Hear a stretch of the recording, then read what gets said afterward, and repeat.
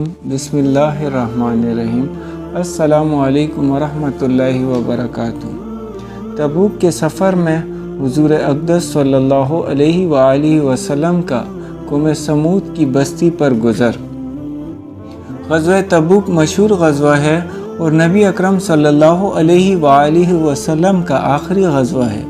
حضور اقدس صلی اللہ علیہ وآلہ وسلم کو اطلاع ملی کہ روم کا بادشاہ مدینہ منورہ پر حملہ کرنے کا ارادہ کر رہا ہے اور بہت بڑا لشکر لے کر شام کے راستے سے مدینے کو آ رہا ہے۔ اس خبر پر 5 رجب 9 ہجری پنجشنبہ کو نبی اکرم صلی اللہ علیہ وآلہ وسلم اس کے مقابلے کے لیے مدینہ طیبہ سے روانہ ہو گئے۔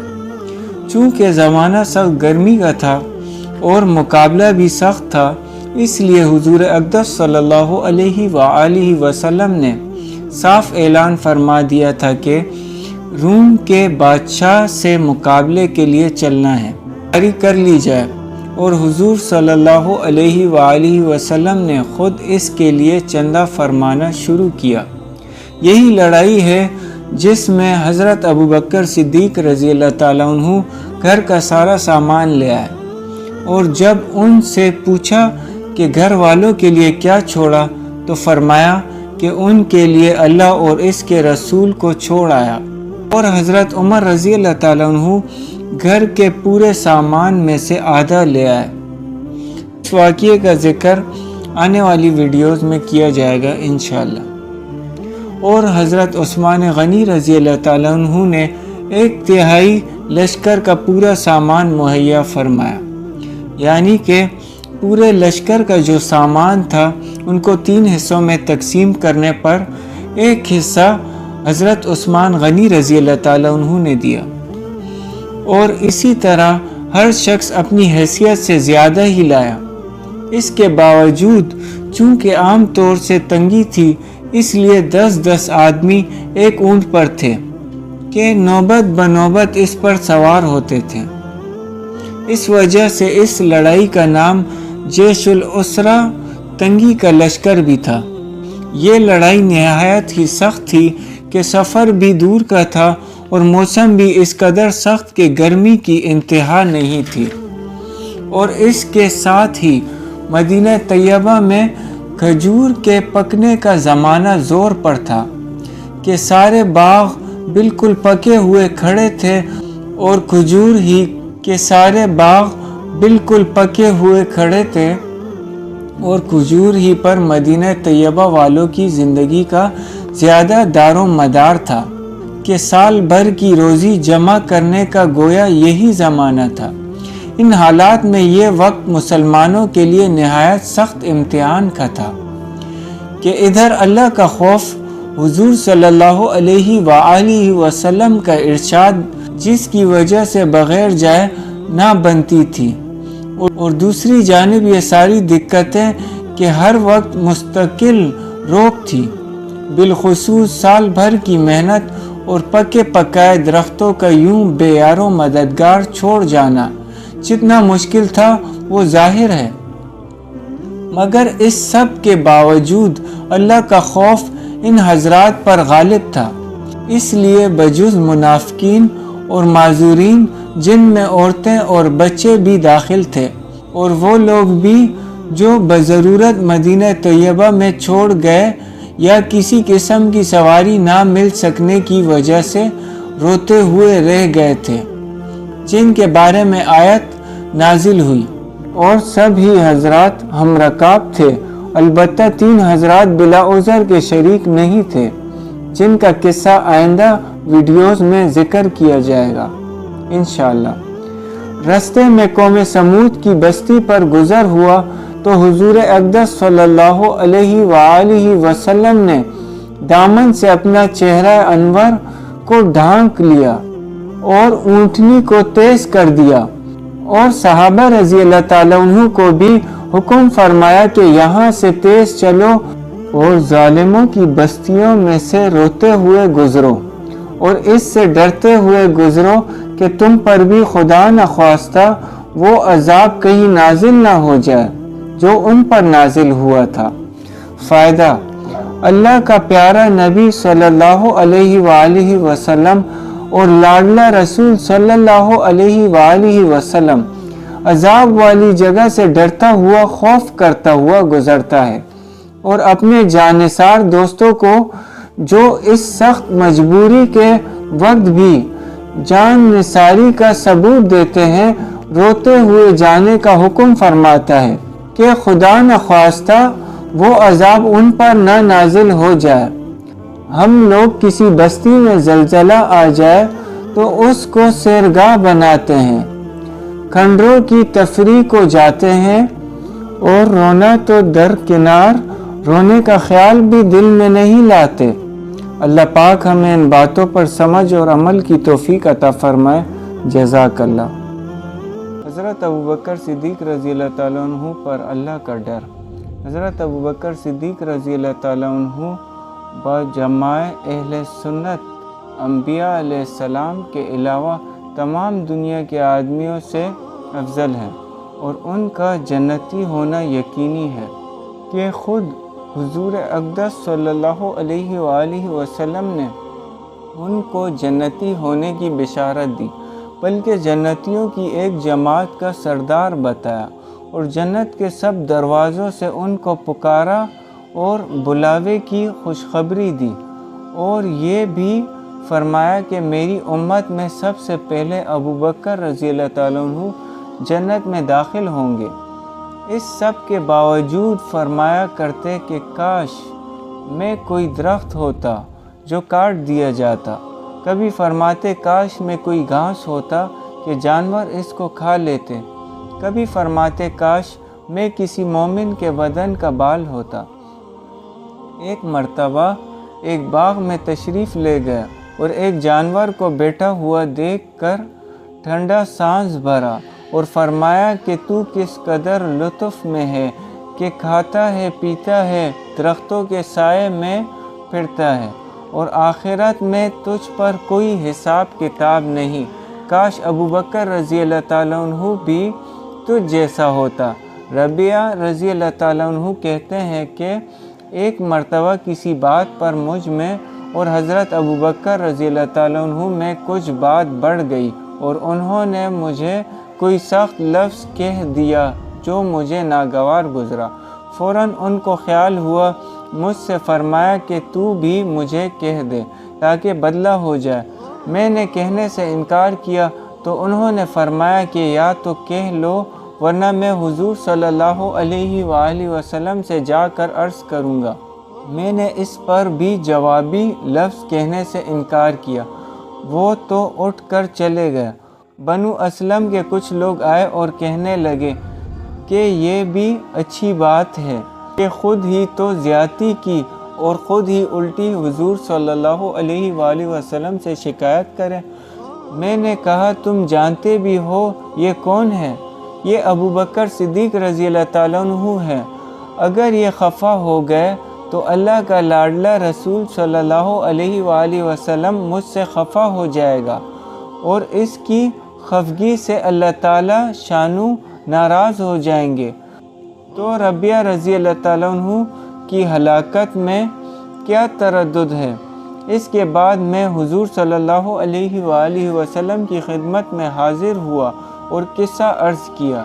हुज़ूर सल्लल्लाहु अलैहि वसल्लम ने फरमाया कि ठीक है, तुझे जवाब में और बदले में कहना नहीं चाहिए, अलबत्ता इसके बदले में यूँ कह कि ए अबू बकर रज़ी अल्लाह ताला अन्हु, अल्लाह तुम्हें माफ़ फरमा दे। फ़ायदा यह है अल्लाह का खौफ कि एक मामूली से कलमे में हज़रत अबू बकर सिद्दीक़ रज़ी अल्लाह ताला अन्हु को बदले का इस कदर फ़िक्र और एहतमाम हुआ कि अव्वल ख़ुद दरख्वास्त की और फिर हुज़ूर सल्लल्लाहु अलैहि वसल्लम के वास्ते से इसका इरादा फरमाया कि रबिया रज़ी अल्लाह ताला अन्हु बदला ले लें। आज हम सैकड़ों बातें एक दूसरे को कह देते हैं, इसका ख्याल भी नहीं होता कि इसका आखिरत में बदला भी लिया जाएगा या हिसाब किताब भी होगा। अल्लाह पाक हमें इन बातों पर समझ और अमल की तौफीक अता फरमाए। जज़ाकल्लाह। اندھیرے میں حضرت انس رضی اللہ تعالیٰ عنہ کا فعل۔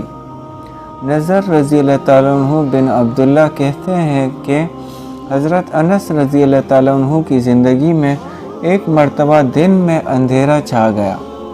میں حضرت انس رضی اللہ تعالیٰ عنہ کی خدمت میں حاضر ہوا اور عرض کیا کہ حضور صلی اللہ علیہ وآلہ وسلم کے زمانے میں بھی اس قسم کی چیزیں پیش آتی تھیں۔ انہوں نے فرمایا، خدا کی پناہ، حضور صلی اللہ علیہ وآلہ وسلم کے زمانے میں تو ذرا سی ہوا تیز ہو جاتی تھی تو ہم لوگ قیامت کے آ جانے کے خوف سے مسجدوں میں دوڑ جاتے تھے۔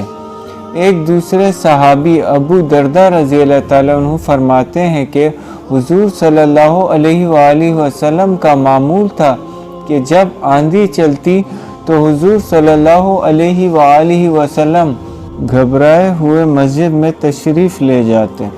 فائدہ: آج کسی بڑے سے بڑے حادثے، مصیبت، بلا میں بھی مسجد کسی کو یاد آتی ہے۔ عوام کو چھوڑ کر خواص میں بھی اس کا اہتمام کچھ پایا جاتا ہے۔ آپ خود ہی اس کا جواب اپنے دل میں سوچیں۔ اللہ پاک ہمیں ان باتوں پر سمجھ اور عمل کی توفیق عطا فرمائے۔ جزاک اللہ۔ صحابہ رضی اللہ تعالیٰ عنہ کے ہنسنے پر حضور صلی اللہ علیہ وآلہ وسلم کی تنبیہ اور قبر کی یاد۔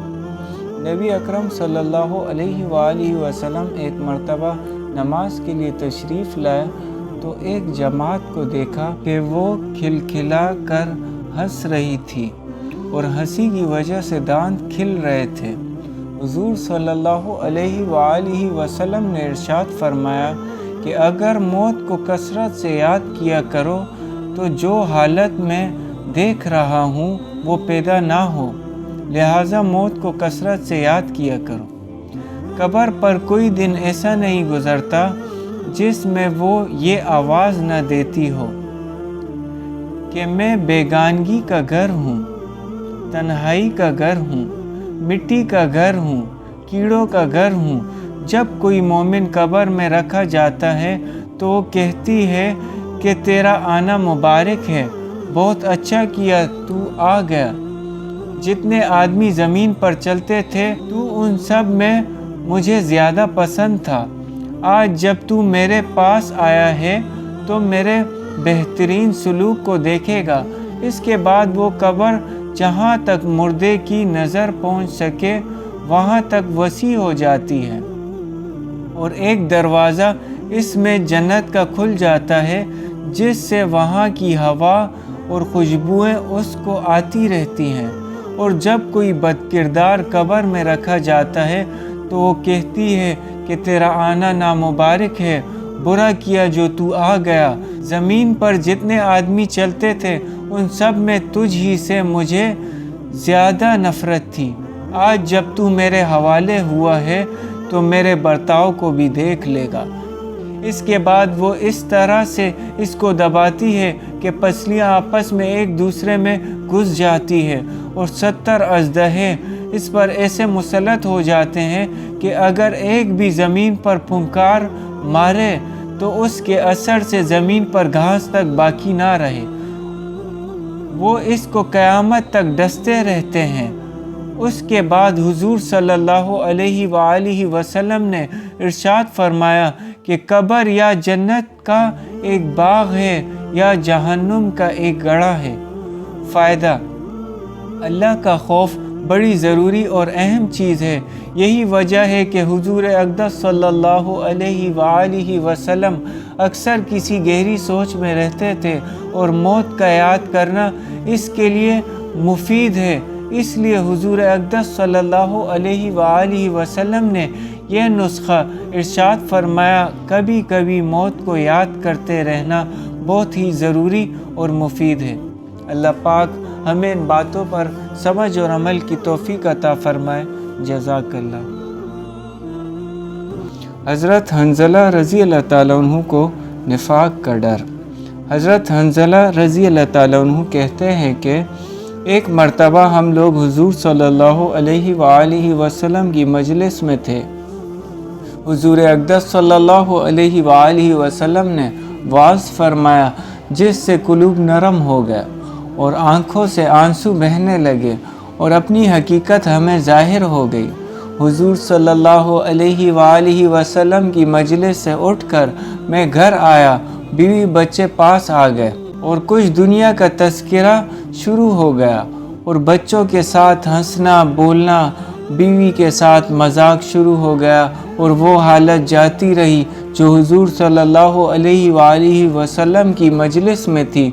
दफ़अतन ख़्याल आया कि मैं पहले से किस हाल में था, अब क्या हो गया।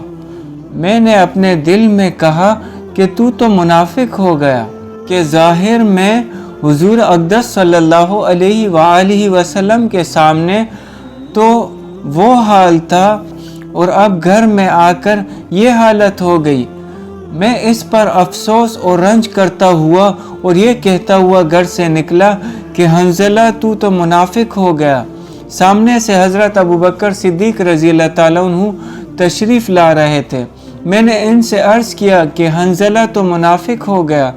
वो ये सुनकर फरमाने लगे कि सुभान अल्लाह, क्या कह रहे हो, हरगिज़ नहीं।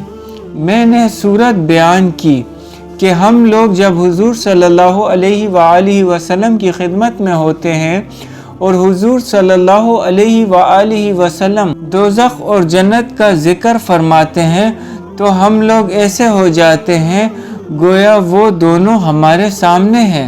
और जब हुजूर सल्लल्लाहु अलैहि वसल्लम के पास से आ जाते हैं तो बीवी बच्चों और जायदाद वगैरह के धंधों में फंस कर इसको भूल जाते हैं।